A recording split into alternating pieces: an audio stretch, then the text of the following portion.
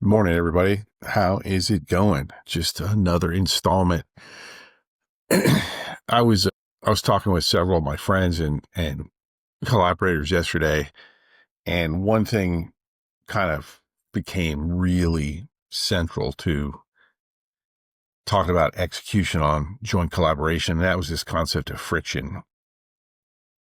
Anytime you look at a sales and marketing plan, which should be run by sales, frankly, because that's how you measure success. You don't measure success by marketing unless you make sales. So enough of that.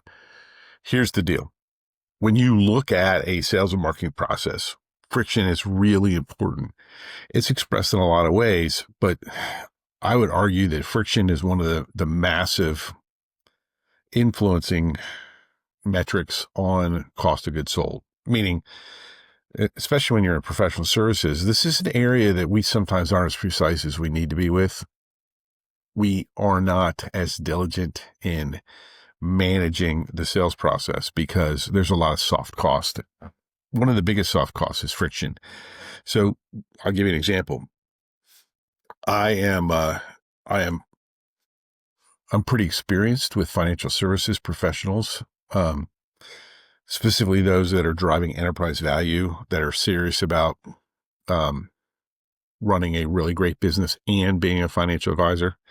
But when I collaborate with other professionals, one of the things that I have to be aware of is how much friction is there for me in the entire sales and marketing process, which includes delivery of materials, which includes ongoing service, which includes getting referrals, and retention.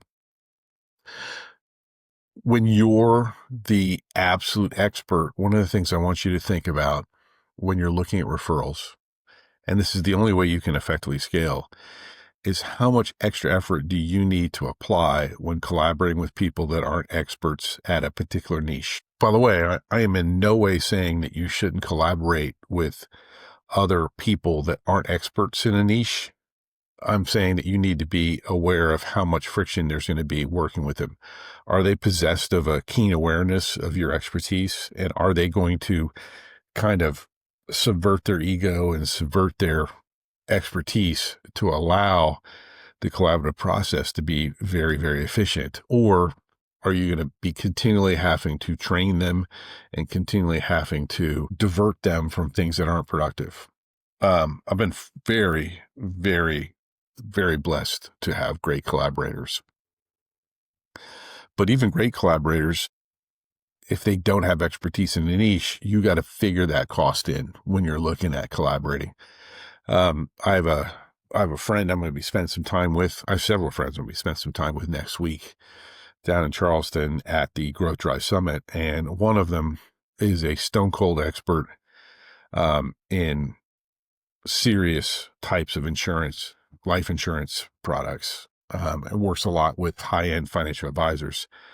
And the relationship with him is going amazing, primarily because both of us very quickly and very comfortably realized we were super competent with high-end financial advisory firms, that we shared the same language. We had the same observations about what the challenges were for those specific type of professional advisors. And we are going to be doing a ton of collaboration in the future, primarily because there's almost no friction for us, right?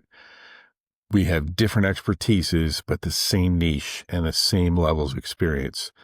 And that, my friends, is what you're really looking for. When you're really looking at doing high-end micro work within the Can I Borrow Your Car system, you're going to want to evaluate friction. Hope this helps. Hit me with questions, comments, or concerns. And above all else, be human.